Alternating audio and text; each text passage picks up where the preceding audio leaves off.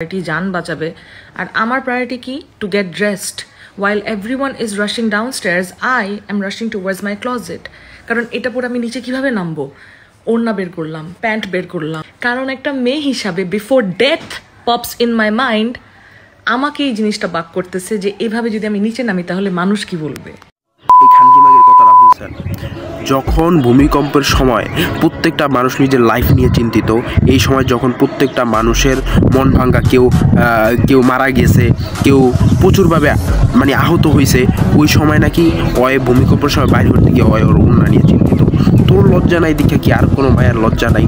হ্যাঁ, লজ্জা নারীকেই শ্যুট করে। কোনো মেয়ে চাবে না যে ভূমিকম্পের সময় বাইরে বের হলে উলঙ্গ অবস্থায় কোনো মানুষ তার লজ্জাস্থান দেখুক।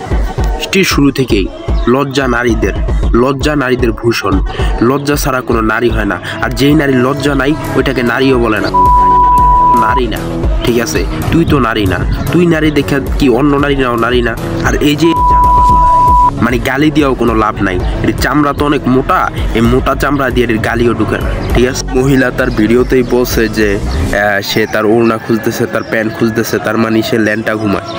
রুচিশীল মেয়েরা ঘরের মধ্যেও তাদের ওড়না জামা এগুলা ঠিক রাখে অন্তত, এবং এদের অবস্থাটা হলো এরকম যে কিয়ামতের সময়ও এরা নারীবাদী, তাদের জামা কাপড় এগুলা লয়ে চিল্লাতে থাকবে। ঠিক আছে।